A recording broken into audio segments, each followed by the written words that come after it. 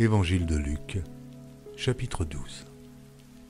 Sur ces entrefaites, les gens s'étant rassemblés par milliers au point de se fouler les uns les autres, Jésus se mit à dire à ses disciples : « Avant tout, gardez-vous du levain des pharisiens, qui est l'hypocrisie. Il n'y a rien de caché, qui ne doive être découvert, ni de secret, qui ne doivent être connus. C'est pourquoi tout ce que vous aurez dit dans les ténèbres sera entendu dans la lumière, et ce que vous aurez dit à l'oreille dans les chambres sera prêché sur les toits. Je vous dis, à vous qui êtes mes amis, ne craignez pas ceux qui tuent le corps, et qui, après cela, ne peuvent rien faire de plus. Je vous montrerai qui vous devez craindre. Craignez celui qui, après avoir tué, a le pouvoir de jeter dans la géhenne, oui, je vous le dis, c'est lui que vous devez craindre. Ne vantons pas 5 passereaux pour 2 sous. Cependant, aucun d'eux n'est oublié devant Dieu. Et même les cheveux de votre tête sont tous comptés. Ne craignez donc point. Vous valez plus que beaucoup de passereaux. Je vous le dis, quiconque me confessera devant les hommes, le Fils de l'homme le confessera devant les anges de Dieu. Mais celui qui me reniera devant les hommes sera renié devant les anges de Dieu. Et quiconque parlera contre le Fils de l'homme, il lui sera pardonné. Mais à celui qui blasphémera contre le Saint-Esprit, il ne sera point pardonné. Quand on vous mènera devant les synagogues, les magistrats et les autorités, ne vous inquiétez pas de la manière dont vous vous défendrez, ni de ce que vous direz, car le Saint-Esprit vous enseignera à l'heure même ce qu'il faudra dire. Quelqu'un dit à Jésus du milieu de la foule : « Maître, dis à mon frère de partager avec moi notre héritage. » Jésus lui répondit : « Ô homme, qui m'a établi pour être votre juge ou pour faire vos partages ?» Puis il leur dit : « Gardez-vous avec soin de toute avarice, car la vie d'un homme ne dépend pas de ses biens, fût-il dans l'abondance. » Et il leur dit cette parabole : « Les terres d'un homme riche avaient beaucoup rapporté. Et il raisonnait en lui-même, disant : Que ferai-je ? Car je n'ai pas de place pour serrer ma récolte. Voici, dit-il, ce que je ferai.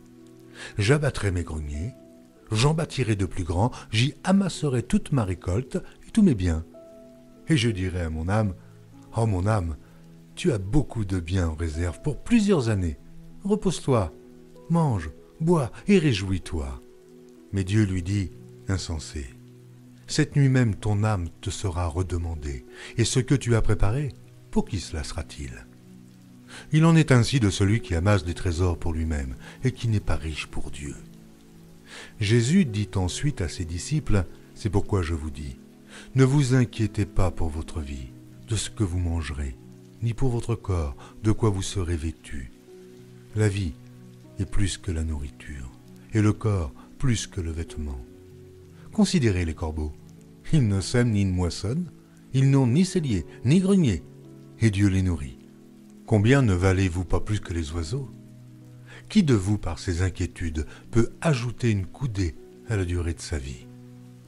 Si donc vous ne pouvez pas même la moindre chose, pourquoi vous inquiétez-vous du reste ? Considérez comment croissent les lys. Ils ne travaillent, ni ne filent. Cependant, je vous dis que Salomon, même dans toute sa gloire, n'a pas été vêtu comme l'un d'eux. Si Dieu revêt ainsi l'herbe qui est aujourd'hui dans les champs et qui demain sera jetée au four, à combien plus forte raison ne vous vêtira-t-il pas, gens de peu de foi ? Et vous, ne cherchez pas ce que vous mangerez et ce que vous boirez, et ne soyez pas inquiets. Car toutes ces choses, ce sont les païens du monde qui les recherchent. Votre Père sait que vous en avez besoin. Cherchez plutôt le royaume de Dieu, et toutes ces choses vous seront données par-dessus. Ne crains point, petit troupeau, car votre Père a trouvé bon de vous donner le royaume. Vendez ce que vous possédez, et donnez-le en aumône. Faites-vous des bourses qui ne s'usent point, un trésor inépuisable dans les cieux, où le voleur n'approche point, et où la teigne ne détruit point. Car là où est votre trésor, là aussi sera votre cœur. Que vos reins soient sains, et vos lampes allumées. Et vous, soyez semblables à des hommes qui attendent que leur maître revienne des noces, afin de lui ouvrir dès qu'il arrivera et frappera. Heureux ces serviteurs que le maître, à son arrivée, trouvera veillant. Je vous le dis en vérité, il se scindra, les fera mettre à table et s'approchera pour les servir. Qu'il arrive à la deuxième ou à la troisième veille, heureux ces serviteurs, s'il les trouve veillants. Sachez-le bien, si le maître de la maison savait à quelle heure le voleur doit venir, il veillerait et ne laisserait pas percer sa maison, vous aussi. Tenez-vous prêts, car le Fils de l'homme viendra à l'heure où vous n'y penserez pas. Pierre lui dit, Seigneur, est-ce à nous ou à tous que tu adresses cette parabole? Et le Seigneur dit, quel est donc l'économe fidèle et prudent que le maître établira sur ses gens pour leur donner la nourriture au temps convenable? Heureux ce serviteur que son maître, à son arrivée, trouvera faisant ainsi. Je vous le dis en vérité, il l'établira sur tous ses biens. Mais si ce serviteur dit en lui-même, mon maître tarde à venir, s'il se met à battre les serviteurs et les servantes, à manger, à boire et à s'enivrer, le maître de ce serviteur viendra le jour où il ne s'y attend pas et à l'heure qu'il ne connaît pas. Il le mettra en pièces et lui donnera sa part avec les infidèles. Le serviteur qui, ayant connu la volonté de son maître, n'a rien préparé, ni n'a pas agi selon sa volonté, sera battu d'un grand nombre de coups. Mais celui qui, ne l'ayant pas connu, a fait des choses dignes du châtiment, sera battu de peu de coups.